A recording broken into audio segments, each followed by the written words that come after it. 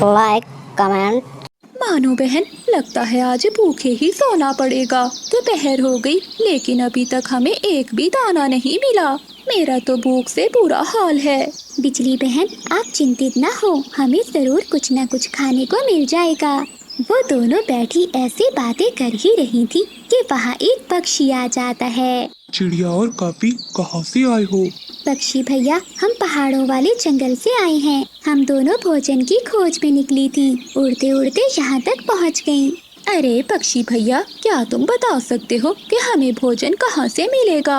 हाँ, यहाँ से थोड़ा आगे एक पौधा है, उस पर 2 फल लगे हुए हैं। वो लाल रंग के हैं। मुझे तो दाना मिल गया था, इसलिए मैंने नहीं खाए वो। अगर तुम दोनों चाहो तो वो फल जाकर ले सकती हो। हाँ हाँ, कहाँ है वो फल? वो सामने बड़े पेड़ के पीछे। फिर मानो चिड़िया और बिजली का भी उस लाल फल को खाने के लिए वो देखती है कि वहाँ सच में एक पौधा है जिस पर लाल लाल रंग के 2 फल लगे हुए हैं। बिजली बहन, ये तो बहुत सुंदर हैं और देखो कितने लाल लाल हैं। लेकिन मानो, मैंने तो पहले कभी नहीं खाए ऐसे फल। कहीं ऐसा ना हो कि इन्हें खाकर हम मर जाएं। वो दोनों आपस में ऐसे बातें कर रही थी कि उन 2 फलों में से एक फल बोलने लगता है। चिड़िया और काफी, क्या तुम मुझे नहीं जानते? मुझे तो सभी जानते हैं। मैं एक टमाटर हूँ और सब मुझे बहुत शौक से खाते हैं। इंसान तो मुझे बहुत ज्यादा पसंद करते हैं। आप भी मुझे खा सकते हो। टमाटर भैया, हम पहाड़ों वाले जंगल से आए हैं। वहाँ तो कोई भी फल आप जैसा नहीं देखा। पहली बार देखा है ना आपको, इसलिए पहचान नहीं पाए। चिड़िया और काफी, क्या तुम्हारे जंगल में भोजन नहीं है? टमाटर भैया, पहले तो बहुत भोजन था, लेकिन अब भोजन की खोज में दूर दूर तक जाना पड़ता है। तो फिर तुम दोनों ऐसा करो, एक मैं और मेरा भाई, हम दोनों पके हुए हैं। आप दोनों ऐसा करें कि मुझे खा ले और मेरे भाई टमाटर को अपने साथ ले जाएं और इसे अपने घर के पास जमीन में बो दें और फिर वहाँ हमारा पौधा भी उगाएगा। ऐसे तुम दोनों को भोजन की चिंता नहीं रहेगी। टमाटर भैया, तुम कितने अच्छे हो, मुझे तो अभी तक विश्वास नहीं हो रहा। मुझे बहुत खुशी होती है जब मुझे कोई खाता है, लेकिन तुम दोनों मेरी एक बात याद रखना, हमें तभी खाना जब हम पूरी तरह लाल हो जाएं। जब हम हरे रंग के होते हैं तो इतने स्वादिष्ट नहीं होते। फिर बिजली का भी और मानो चिड़िया ऐसा ही करती हैं। वो एक टमाटर को खा लेती हैं और दूसरा टमाटर लेकर अपने जंगल वापस चली जाती हैं। बिजली बहन, अब हम ऐसा करते हैं कि इस टमाटर को बो देते हैं और फिर रोज इसे पानी दिया करेंगे। जब ये पौधा बड़ा हो जाएगा तो हम इसकी रक्षा भी करेंगे। चिड़िया बहन, मुझे बहुत स्वादिष्ट लगा है ये फल। कितना मजा आएगा जब हम रोज ये स्वादिष्ट स्वादिष्ट टमाटर खाया करेंगे। फिर बिजली का भी और मानो चिड़िया उस टमाटर को बोकर अपने अपने घरों में चली जाती। ऐसे ही दिन और रात गुजरते। मानो चिड़िया और बिजली का भी देखकर बहुत खुश होती हैं कि टमाटर का छोटा सा पौधा जमीन से निकल आया है। चिड़िया देखना, अब चलते ही इस पर लाल लाल टमाटर लगेंगे और हम मजे करेंगे। लेकिन हाँ चिड़िया, एक बात है, हम इन्हें अकेले ही खाएंगे, किसी दूसरे पक्षी को नहीं देंगे। बिजली बहन, ऐसा नहीं सोचते, हमें हमेशा अपने से पहले दूसरों की चिंता करनी चाहिए। ऐसे ही मन को शांति मिलती है। ऐसे वो दोनों वहाँ से चली जाती। एक दिन चिड़िया पेड़ पर बैठी हुई थी कि वहाँ कबूतर आता है। चिड़िया बहन, क्या हो रहा है? कुछ नहीं कबूतर भैया, मैं अपने टमाटर के पौधे को पानी देकर आ रही हूँ। टमाटर का पौधा वो कहाँ है? कबूतर भैया, मैंने और बिजली ने मिलकर एक टमाटर जमीन में बोया था। अब उसका पौधा भी उगाया है और उस पर 2 फूल भी लग गए हैं। बस अब मुझे इंतजार है कि वो जल्दी से टमाटर लाल हो जाएं। फिर मैं और बिजली का भी मिलकर खाएंगे। चिड़िया बहन, तुमने फिर उस बिजली पर विश्वास कर लिया। तुम देखना, जब टमाटर पककर लाल होंगे तो वो जरूर तुमसे कोई लड़ाई बना लेगी और कहेगी कि वो टमाटर तो उसी के हैं। नहीं कबूतर भैया, बिजली का भी अब बहुत बदल गई है। फिर वो दिन भी आ जाता है जब उस टमाटर के पौधे पर 2 हरे हरे टमाटर लग जाते हैं। बिजली का भी ये देखकर चिड़िया के पास जाती है। चिड़िया बहन, फूलों से टमाटर बन गए, 2 टमाटर लगे हैं। ये सुनकर चिड़िया भी बिजली कवि के साथ उसी पौधे के पास है। बिजली बहन, ये टमाटर तो बहुत बड़े हैं, हमने अच्छे से रक्षा की है ना, इसीलिए ये टमाटर बड़े हैं। चिड़िया और कवि, हम जल्द ही पक जाएंगे, फिर आप हमें खा लेना। लेकिन अभी हमें बहुत प्यास लग रही है, आप पानी लाओ, हमें पानी की ज्यादा जरूरत है। बिजली बहन, अब तो वहाँ भी पानी नहीं है जिस नदी से मैं पानी लाया करती थी। मुझे भी पानी पीने के लिए बहुत दूर जाना पड़ता है। अब हम इस पौधे को पानी कैसे देंगे? मानो अब कुछ न कुछ तो करना ही होगा, वरना हमारी इतनी मेहनत करने का कोई भी फायदा नहीं। चिड़िया, आप बड़े पेड़ के पास जाओ और उसे कहो कि वो हवाओं को हुक्म दे कि वो बादलों को लाएं। अगर बारिश हो गई तो मुझे भी पानी मिल जाएगा और आप सब पक्षियों को भी पानी मिल। फिर चिड़िया और बिजली कवि बड़े पेड़ के पास चली जाती है। बड़े पेड़ जी, आप सोए हुए हैं? नहीं नहीं। बड़े पेड़ जी, मैं एक काम से आई हूँ आपके पास। बताओ चिड़िया, क्या काम है? बड़े पेड़ जी, आप हवाओं को हुक्म दें कि वो हमारे जंगल में बादलों को ले आएं, ताकि हमारे जंगल में बारिश हो जाए। लेकिन चिड़िया, हवाएं तो बादलों को लेकर पूर्व वाले जंगल में गई हुई हैं। चिड़िया रोने लगती है। बड़े पेड़ जी, हमने बहुत मुश्किल से एक टमाटर का पौधा लगाया है और वो अब सूख रहा है। अगर उसे पानी ना मिला तो वो मर जाएगा। और बड़े पेड़ जी, उस पर 2 टमाटर भी लगे हुए हैं, हमने बहुत इंतजार किया है उनका। चुप कर जाओ चिड़िया, मैं बुलाता हूँ हवाओं को, वो शाम तक बादलों को ले आएंगी। बड़े पेड़ जी, आपने हमेशा हमारी मदद की है। चिड़िया, हमें ऐसे ही दूसरों की मदद करनी चाहिए। हम जितनी दूसरों की मदद करेंगे, ऊपर वाला हमें उतनी ही शक्ति देगा। दूसरों की मदद कर। बिजली कवि उड़ती हुई जा रही थी कि उसे रास्ते में कबूतर बैठा दिखाई देता है। वो तुरंत कबूतर के पास जाती है। कबूतर भैया, तुम यहाँ मजे से बैठे दाना खा रहे हो और वहाँ तुम्हारे बेटे किक्की को चील उठा कर ले गई है। बिजली, सच बताओ। भला मुझे क्या जरूरत है झूठ बोलने की? बंटी कबूतर अपना दाना वहीं छोड़कर जल्दी से अपने घर की ओर भागता है। शरारत करना कोई मुझसे सीखे, झूठ बोलकर मुफ्त का दाना मिल गया है। कैसे बेवकूफ बनाया इस गंदी आंखों वाले को। किकी बेटा, आप ठीक तो हो ना? हाँ बाबा, मैं तो ठीक हूँ। मैं तो घर के बाहर बैठा आपका इंतजार कर रहा था। उस दुष्ट कपी ने तो मेरी जान ही निकाल दी। उसने मुझसे कहा कि मेरे बेटे किक्की को चील उठा कर ले गई है। बाबा, आप शांत हो जाएं, ऐसा कुछ भी नहीं है। जरूर कभी आंटी ने मजाक किया होगा। आज तो बहुत भूख लग रही है, चलो चलकर देखती हूँ, कोई शिकार मिल ही जाएगा। ऐसा सोचकर बिजली कवि अपने घर से निकलती है। वो उड़ती हुई जा रही थी कि उसे एक पेड़ के नीचे चिड़िया बैठी दिखाई देती है। चिड़िया पेड़ के नीचे बैठी मीठा फल खा रही थी। चिड़िया बहन, किसी ने तुम्हारे घर को आग लगा दी है। क्या बिजली, ये तुम क्या कह रही हो? मैंने तो अपना घर कल ही बहुत मेहनत से बनाया था। किसने जला दिया मेरा घर? चिड़िया जल्दी से अपने घर की ओर वो उड़ते उड़ते एक पेड़ से टकराकर नीचे गिर जाती है। लेकिन वो फिर से उठती है और अपने घर की ओर भागती है। मीठा फल बस बिजली ही खा सकती है, क्योंकि मैं हूँ जंगल की सबसे अक्लमंद और चालाक कवि। बिजली कवि चिड़िया का मीठा फल खाती है और वहाँ से चली जाती है। अरे ये क्या, मेरा घर तो ठीक है, लेकिन बिजली ने मुझसे झूठ क्यों बोला? चिड़िया ऐसे बैठी हुई थी कि तभी वहाँ कबूतर आ जाता है। अरे चिड़िया बहन, क्या हुआ? तुम्हारा ये पंख कैसे घायल हो गया? क्या बताऊँ कबूतर भैया, मैं तो पेड़ के नीचे बैठी मीठा फल खा रही थी। तभी उस दुष्ट कवि ने मुझसे कहा कि मेरा घर जल गया है, तो जल्दी में आते आते मैं एक पेड़ से टकरा गई। ऐसा ही मजाक उस काली कपी ने मेरे साथ भी किया था। हम छोड़ेंगे नहीं उसे, हम बदला लेंगे। नहीं कबूतर भैया, लड़ने की कोई जरूरत नहीं है। हम बिजली कपी को भी उसी की तरह उल्लू बनाएंगे और चीलती से पिटाई करवाएंगे। फिर चिड़िया अपनी सारी योजना कबूतर के बाद चिड़िया कपी के घर के पास जाती है और उसके घर के बाहर बैठकर गुलाब जामुन खाने लगती है। चिड़िया, तुमने ये गुलाब जामुन कहाँ से लिए? थोड़े से मुझे भी दे दो। नाना, मैं तो ये मिठाई बहुत मुश्किल से लाई हूँ। ये तो चील दी गुलाब जामुन बांट रही है।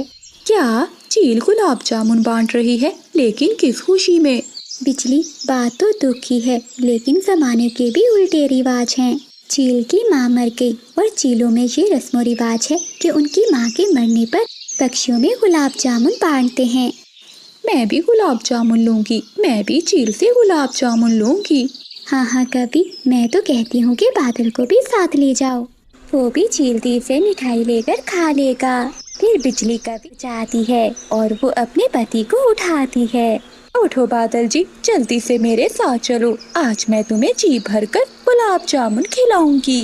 गुलाब जामुन का सुनकर बादल का भी उठ जाता है। बिजली, कहाँ से गुलाब जामुन खिलाओगी मुझे? बादल, मेरे साथ चलो, बाकी की बात मैं तुम्हें बाद में बताऊंगी। दोनों पति पत्नी चील के घर हैं। चील हंडिया बना रही थी, कभी वहाँ जाकर झूठ मूठ कर रोने लगती है। चील दी, बहुत खुशी हुई, बहुत खुशी हुई जो आपकी माँ मर गई। अब इसी माँ के मरने की खुशी में मुझे भी गुलाब जामुन दे दो और मेरे पति जी को भी दे दो। ये सुनकर चील हैरान हो जाती है। काफी, तेरा दिमाग तो ठीक है ना? चील दी, जितने गुलाब जामुन तुमने चिड़िया को दिए हैं उससे ज्यादा ही लूंगी मैं, और मेरे पति को भी 3 गुलाब जामुन देना। अच्छा, तुम यहीं बैठो, मैं अभी तुम्हें देती हूँ। चील दूसरी तरफ से एक डंडा उठाती है, फिर चील उस लाठी से उन दोनों को मारती है। चील दी, अगर गुलाब जामुन नहीं देने तो ना दो, लेकिन हमें मारो तो ना। कमबख्त काफी, मेरी माँ बिल्कुल ठीक है, किसी ने तुमसे मजाक किया है। किसी तरह वो दोनों काफी अपनी जान बचाकर वहाँ से भाग। बिजली बहन, कैसी लगी चील की मिठाई? स्वादिष्ट थी चिड़िया बहन, बहुत स्वादिष्ट थी। फिर चिड़िया और कबूतर हंसने लग जाते हैं और वो पति पत्नी काई काई करते हुए वहाँ से भाग जाते हैं। देखना कबूतर भैया, अब ये काफी किसी से भी मजाक नहीं करेगी, बहुत होशियार समझती थी अपने आप को। फिर चिड़िया और कबूतर भी अपने अपने घरों को चले जाते हैं। सुबह से जंगल में बारिश हो रही थी। ऐसी तेज कापा और काफी अपने घर पे बैठे कुछ मुफ्त का खाने का सोच रहे थे। बादल जी, ऐसी तेज बारिश में मेरा तो कुछ स्वादिष्ट खाने को मन कर रहा है। बिजली, मेरा तो खिचड़ी खाने को मन कर रहा है। परंतु बादल जी, घर में ना चावल है, ना दाल और ना ही मिर्ची। बिजली, क्यों ना हम दूसरे पक्षियों के घरों से सारी चीजें मांग लाते हैं और फिर शाम को खिचड़ी बनाकर खाएंगे। बादल, कहाँ है मेरा छाता? मैं पहले चिड़िया के घर से चावल ले। बिजली का भी अपना छाता लेकर चिड़िया के घर जा। अरे बिजली, इतनी तेज बारिश में तुम क्या लेने आई हो? चिड़िया बहन, मेरे घर में सब है, दाल भी, मिसाले भी, लेकिन चावल नहीं है। मुझे थोड़े से चावल दे दो, मैं शाम को खिचड़ी बनाऊंगी। तुम चिंता नहीं करो, मैं तुम्हारे घर भी खिचड़ी भेज दूंगी। खिचड़ी, वो भी दाल वाली, मैं जरूर खाऊंगी। ठीक है बिजली, अगर तुम्हारे पास बाकी की चीजें हैं तो चावल मुझसे ले जाओ। 1 प्लेट मुझे भी दे देना, मीना खा लेगी। फिर बिजली का भी खुशी खुशी चिड़िया के घर से चावल लेकर चली जाती। मैं ले आई हूँ, देखो बादल, मैं चावल ले आई हूँ। अब तुम जल्दी से जाकर उस मोटी चोंच वाले से मिर्ची ले आओ और फिर दाल भी किसी से मांग कर ले आना। वो मोटी चोंच वाला है तो बहुत कंजूस, लेकिन मैं किसी तरह से मिर्ची लेकर ही आऊँगा। फिर बादल कौवा चीकू तोते के घर की ओर तोते यार, तेरी भाभी बिजली खिचड़ी बना रही है। वैसे तो हमारे पास सब कुछ था, लेकिन मिर्ची नहीं है। क्या तुम्हारे पास मिर्ची है? हाँ कभी, मिर्ची तो है मेरे पास, लेकिन वो लाल लाल मिर्ची तो मैंने अपनी होने वाली सासू माँ के लिए रखी है। अरे तोते यार, तुम अपनी होने वाली सासू माँ को फिर कभी मिर्ची दे देना।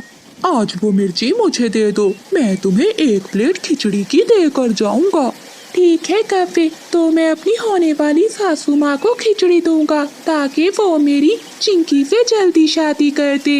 ये लो मिर्ची, लेकिन हाँ, मुझे खिचड़ी देना भूल ना जाना। फिर बिजली का भी बुलबुल के घर से मिसाले मांग लाती है और बादल कौवा कबूतर के घर।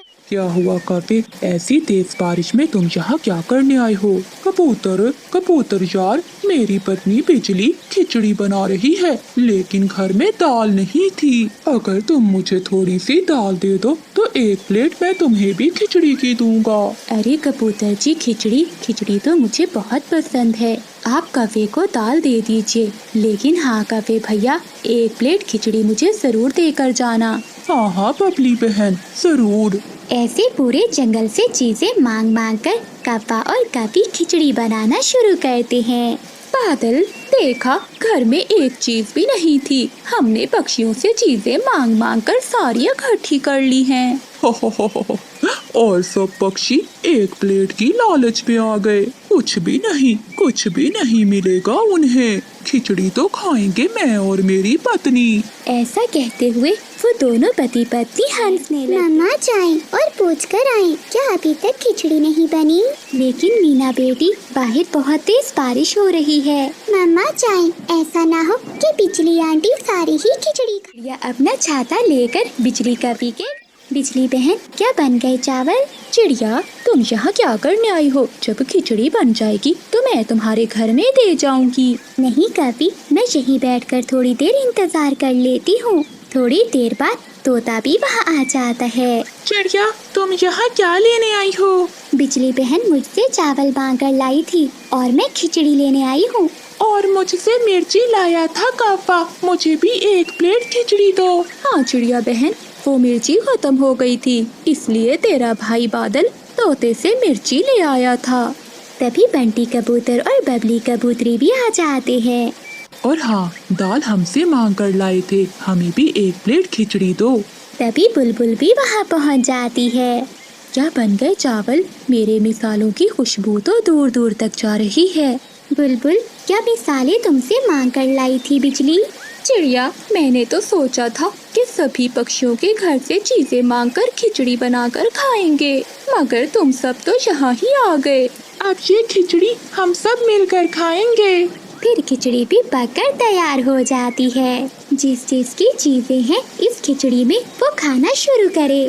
फिर बिजली और बादल पक्षियों का मुंह देखते रह जाते हैं और सभी पक्षी मजे मजे से खिचड़ी खाते हैं। तेज बारिश में बादल कप्पा अपने घर के बाहर बैठा हुआ था। ये पक्षी भी बहुत चालाक हो गए हैं, क्या जाता है इनका, अगर एक दाना मुझे दे दिया करे। अब तो जंगल का कोई पक्षी भी मेरा विश्वास नहीं करता, क्या करूं मैं? आज तो भूख भी बहुत लगी है और ऐसी बारिश में अब मैं दाना कहाँ से ढूंढने जाऊंगा? तभी उसे दूर से बंटी कबूतर दाना लेकर आता हुआ दिखाई देता है। ये कबूतर तो मेरा बहुत बड़ा दुश्मन है, ये तो कभी मेरी बातों में नहीं आएगा। तभी कप्पे के दिमाग में एक नई शरारत आती है। जैसे ही कबूतर कप्पे के पास पहुंचता है तो बादल कप्पा नीचे लेट जाता है और अपनी आंखें बंद करके जोर जोर से हिलने लगता है। कप्पे को ऐसा करता हुआ देखकर कबूतर जल्दी से वहाँ आता है। बादल कप्पे, क्या हुआ तुम्हें? लेकिन कप्पा कोई जवाब नहीं देता और वैसे ही करने लगता है। बंटी कबूतर करने लगता है। बंटी कबूतर थोड़ा सा पानी कप्पे के मुंह में डालता है, लेकिन कप्पा फिर भी वैसा करना ही जारी रखता है। पता नहीं इसे क्या हो गया है। ऐसा करता हूँ, थोड़ा सा दाना खिलाता हूँ, शायद ये ठीक हो जाए। कप्पा जब ये सुनता है वो तो खुशी से भूल जाता है। फिर कबूतर दाना कप्पे को खिला देता है। तभी कप्पा भी उठ जाता है। बादल कप्पे, मैं तो घबरा ही गया था, तुम्हें क्या हुआ था? तुम्हें क्या बताऊं कबूतर के मुझे क्या मसला है। सभी पक्षी समझते हैं कि मैं बहुत काहिल और सुस्त हूँ, लेकिन कोई ये नहीं जानता कि मुझे कितनी बीमारियाँ हैं। 3-4 रोज से तो मैं कुछ ज्यादा ही बीमार हूँ। बैठे बैठे ही चक्कर आने लगते हैं और मन घबराने लगता है। तुम ही बताओ कबूतर कि ऐसी हालत में मैं कैसे काम करूं? मेरी जिंदगी का तो अब कोई भी भरोसा नहीं है। बादल, ऐसा तो ना कहो, हम सब है ना तुम्हारे साथ। हम सबको ये तो नहीं पता था कि तुम इतने बीमार हो।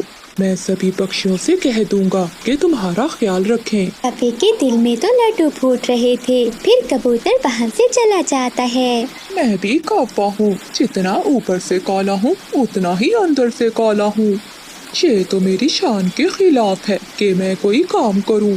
अब तो सारी जिंदगी ऐसे ही एक्टिंग कर कर खाऊंगा।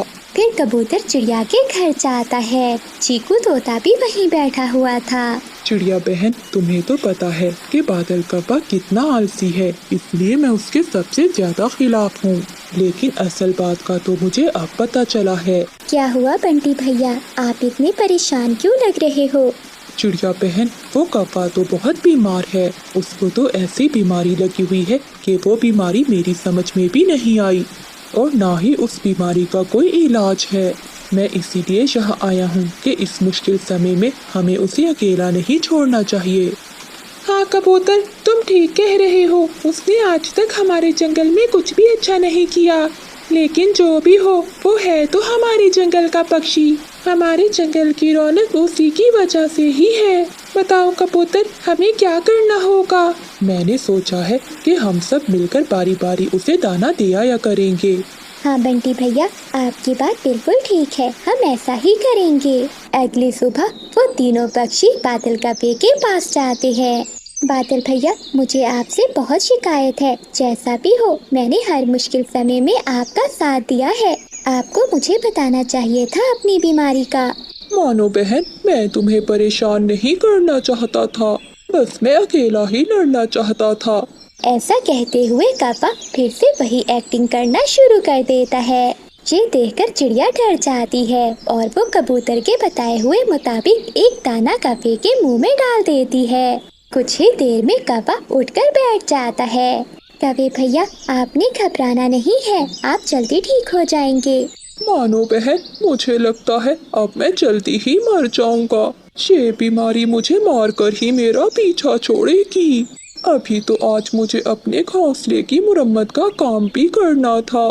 जैसे ही मेरी सेहत ठीक होती है, मैं ये काम करना शुरू कर दूंगा।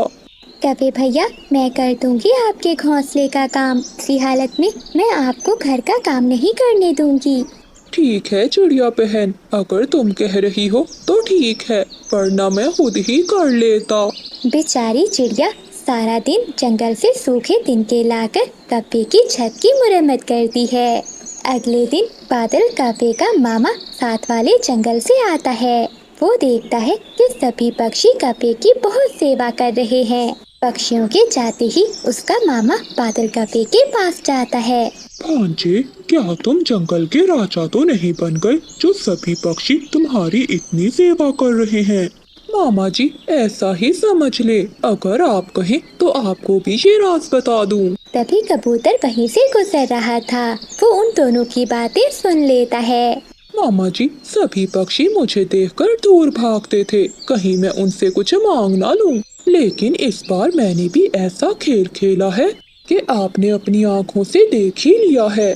फिर बादल कौवा सारी बात अपने मामा जी को बता देता है। अरे वाह, सच में बादल, तुम्हारे जैसा दिमाग किसी का नहीं है। कबूतर जो सुबह सुबह फल लेकर कौवे के पास आया था, वो ये सारी बातें सुन लेता है और उसे अपने आप पर बहुत गुस्सा आता है कि वो कैसे उल्लू बन गया। लेकिन कौवे, अब तुम इस बात की चिंता ना करो, इसका बदला तो मैं तुमसे लेकर ही रहूंगा। फिर वो सभी पक्षियों को बुलाता है और उन्हें सारी बात बताता है। लेकिन बंटी भैया, अब हम क्या करेंगे? चिड़िया बहन, हम भी उसके साथ वैसा ही करेंगे जो उसने हमारे साथ किया है। हम भी वैसी ही एक्टिंग करेंगे जैसी वो करता है। कबूतर, क्या मतलब है तुम्हारा? मेरा मतलब है कि जब भी कौवा एक्टिंग करने लगे, जो पक्षी भी वहाँ हो वो भी वैसी एक्टिंग करने लग जाए। इससे क्या होगा? इससे वो खुद ही एक्टिंग करना छोड़ देगा। अब इससे ज्यादा हम कुछ भी नहीं कर सकते। उस दिन के बाद सभी पक्षी ऐसा ही करते हैं। दोपहर को मिठू तोता कौवे के घोंसले में जाता है। तोते को देखकर कौवा वैसे ही करने लगता है। तुरंत तोता भी लेटकर अपनी आंखें बंद कर जोर जोर से हिलने लगता है। ये देखकर बादल कौवा बहुत परेशान हो जाता है। शाम को जब रानू चिड़िया आती है तो कौवा उसे देखकर भी वैसी एक्टिंग शुरू कर देता है। तो मानो चिड़िया भी कौवे की एक्टिंग करना शुरू कर देती है। कौवा तो और भी परेशान हो जाता है। मैं तो ऐसे ही एक्टिंग कर रहा था, ये सभी पक्षियों को क्या हो गया है? अब मेरे दाने का क्या होगा? अगली सुबह कबूतर घबराया हुआ कौवे के पास जाता है। बादल यार, पूरे जंगल में तुम्हारी बीमारी फैल गई है। मैं अभी पास के जंगल में बुलबुल डॉक्टर से मिलकर आया हूँ। पता है उसने क्या कहा है? क्या कहा है उसने? उसने कहा है कि ये बीमारी जिसको सबसे पहले लगी है उसके दिल को निकालना होगा, फिर ही मैं उसके दिल की वजह से इस बीमारी को जान पाऊंगी। बादल यार, अब सभी पक्षियों की जिंदगी का सवाल है। मुझे पूरा यकीन है कि तुम अपने दोस्तों के लिए ये कुर्बानी जरूर दोगे। ये सुनकर बादल कौवे के तो रंग ही उड़ जाते हैं। लेकिन मुझे तो कोई ऐसी बीमारी है ही नहीं, तो क्यों मैं अपना दिल दूं? तभी बाकी सब पक्षी भी आ जाते हैं। मैं तो बस ड्रामा कर रहा था आप सबसे दाना लेने के लिए। कौवे, हम सब भी ड्रामा ही कर रहे थे तुमसे सच बुलवाने के लिए। क्या तुम खुद को ज्यादा होशियार समझ रहे थे? लेकिन तुमसे ज्यादा बुद्धू कोई भी नहीं है इस जंगल में। बिजली कभी उड़ती हुई जा रही थी कि उसे रास्ते में कबूतर बैठा दिखाई देता है। वो तुरंत कबूतर के पास जाती है। कबूतर भैया, तुम यहाँ मजे से बैठे दाना खा रहे हो और वहाँ तुम्हारे बेटे किक्की को चील उठा कर ले गई है। बिजली, सच बताओ। भला मुझे क्या जरूरत है झूठ बोलने की? बंटी कबूतर अपना दाना वहीं छोड़कर जल्दी से अपने घर की ओर भागता है। शरारत करना कोई मुझसे सीखे। झूठ बोलकर मुफ्त का दाना मिल गया है। कैसे बेवकूफ बनाया इस गंदी आँख। किकी बेटा, आप ठीक तो हो ना? हाँ बाबा, मैं तो ठीक हूँ। मैं तो घर के बाहर बैठा आपका इंतजार कर रहा था। उस दुष्ट कपी ने तो मेरी जान ही निकाल दी। उसने मुझसे कहा कि मेरे बेटे किक्की को चील उठा कर ले गई है। बाबा, आप शांत हो जाएं। ऐसा कुछ भी नहीं है। जरूर कभी आंटी ने मजाक किया होगा। आज तो बहुत भूख लग रही है, चलो चलकर देखती हूँ, कोई शिकार मिल ही जाएगा। ऐसा सोचकर बिजली कभी अपने घर से निकलती है। वो उड़ती हुई जा रही थी कि उसे एक पेड़ के नीचे चिड़िया बैठी दिखाई देती है। चिड़िया पेड़ के नीचे बैठी मीठा फल खा रही थी। चिड़िया, चिड़िया बहन, किसी ने तुम्हारे घर को आग लगा दी है। क्या बिजली, ये तुम क्या कह रही हो? मैंने तो अपना घर कल ही बहुत मेहनत से बनाया था। किसने जला दिया मेरा घर? चिड़िया जल्दी से अपने घर की ओर भागती है। वो उड़ते उड़ते एक पेड़ से टकराकर नीचे गिर जाती है, लेकिन वो फिर से उड़ती है और अपने घर की ओर भागती है। मीठा फल बस बिजली ही खा सकती है, क्योंकि मैं हूँ जंगल की सबसे अक्लमंद और चालाक कवि। बिजली कभी चिड़िया का मीठा फल खाती है और वहाँ से चली जा। अरे ये क्या, मेरा घर तो ठीक है, लेकिन बिजली ने मुझसे झूठ क्यों बोला? चिड़िया ऐसे बैठी हुई थी कि तभी वहाँ कबूतर आ जाता है। अरे चिड़िया बहन, क्या हुआ? तुम्हारा ये पंख कैसे घायल हो गया? क्या बताऊँ कबूतर भैया, मैं तो पेड़ के नीचे बैठी मीठा फल खा रही थी। तभी उस दुष्ट कवि ने मुझसे कहा कि मेरा घर जल गया है, तो जल्दी में आते आते मैं एक पेड़ से टकरा गई। ऐसा ही मजाक उस काली कपी ने मेरे साथ भी किया था। हम छोड़ेंगे नहीं उसे, हम बदला लेंगे। नहीं कबूतर भैया, लड़ने की कोई जरूरत नहीं है। हम बिजली कपी को भी उसी की तरह उल्लू बनाएंगे और चील से पिटाई करवाएंगे। फिर चिड़िया अपनी सारी योजना कबूतर को बताती है। शाम के बाद चिड़िया कपी के घर के पास जाती है और उसके घर के बाहर बैठकर गुलाब जामुन खाने लगती है। चिड़िया, तुमने ये गुलाब जामुन कहाँ से लिए? थोड़े से मुझे भी दे दो। नाना, मैं तो ये मिठाई बहुत मुश्किल से लाई हूँ। ये तो चील दी गुलाब जामुन बांट रही है। क्या चील गुलाब जामुन बांट रही है? लेकिन किस खुशी में? बिजली, बात तो दुख की है, लेकिन जमाने के भी उल्टे रिवाज हैं। चील की माँ मर गई और चीलों में ये रस्म रिवाज है कि उनकी माँ के मरने पर पक्षियों में गुलाब जामुन बांटते हैं। मैं भी गुलाब जामुन लूँगी, मैं भी चील से गुलाब जामुन लूँगी। हाँ हाँ कभी, मैं तो कहती हूँ कि बादल को भी साथ ले जाओ, वो भी चील से मिठाई लेकर खा लेगा। फिर बिजली कभी जल्दी से अंदर जाती है और वो अपने पति को उठाती है। उठो बादल जी, जल्दी से मेरे साथ चलो, आज मैं तुम्हें जी भर कर गुलाब जामुन खिलाऊंगी। गुलाब जामुन का सुनकर बादल का भाभी उठ जाता है। बिजली, कहाँ से गुलाब जामुन खिलाओगी मुझे? बादल, मेरे साथ चलो, बाकी की बात मैं तुम्हें बाद में बताऊंगी। दोनों पति पत्नी चील के घर पहुंच जाते हैं। चील हंडिया बना रही थी। कभी वहां जाकर झूठ मूठ कर रोने लगती है।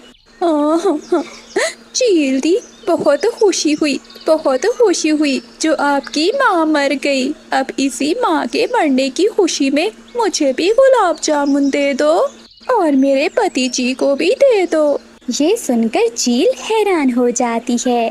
काफी, तेरा दिमाग तो ठीक है ना? चील दी, जितने गुलाब जामुन तुमने चिड़िया को दिए हैं उससे ज्यादा ही लूंगी मैं, और मेरे पति को भी 3 गुलाब जामुन देना। अच्छा, तुम यहीं बैठो, मैं अभी तुम्हें देती हूँ। चील दूसरी तरफ से एक डंडा उठाती है। फिर चील उस लाठी से उन दोनों को मारती है। चील दी, अगर गुलाब जामुन नहीं देने तो ना दो, लेकिन हमें मारो तो ना। कमबख्त काफी, मेरी माँ बिल्कुल ठीक है, किसी ने तुमसे मजाक किया है। तरह वो दोनों काफी अपनी जान बचाकर वहाँ से भागते हैं। बिजली बहन, कैसी लगी चील की मिठाई? स्वादिष्ट थी चिड़िया बहन, बहुत स्वादिष्ट थी। फिर चिड़िया और कबूतर हंसने लग जाते हैं और वो पति पत्नी काई काई करते हुए वहाँ से भाग जाते हैं। देखना कबूतर भैया, अब ये काफी किसी से भी मजाक नहीं करेगी, बहुत होशियार समझती थी अपने आप को। फिर चिड़िया और कबूतर भी अपने अपने घरों को चले जाते। काश मैं बहुत अमीर पक्षी होता, मेरा भी बड़ा घर होता, ढेर सारा पैसा होता और ऐसी बारिश से बचने के लिए कोई छत होती। तिनकों के टूटे हुए घोंसले में चीकू तोता बैठा ऐसा सोच रहा था। जंगल में बारिश था। चांदनी चिड़िया को दूर से आता हुआ चीकू तोता देख लेता है। टूट गया चीकू भैया, मेरा घोंसला भी टूट गया, जो दाना बचा कर रखा था वो भी पानी में बह गया, सब बर्बाद हो गया है। हाँ चांदनी बहन, मैं तो पहले से ही बहुत चिंतित हूँ, क्योंकि कल से बारिशें हो रही हैं। आखिर ये हमारे तिनकों के घोंसले कब तक टिक सकते हैं? इन्हें तो टूटना ही है। चीकू भैया, मैंने सुना है कि बिजली और बादल दूसरे जंगल में किसी सुरक्षित जगह पर जा रहे हैं। चलो हम भी उन्हीं के साथ चले जाते हैं। चिड़िया, वो कौवे इतने अच्छे हैं तो नहीं? चलो। Like, comment, subscribe and support me bro.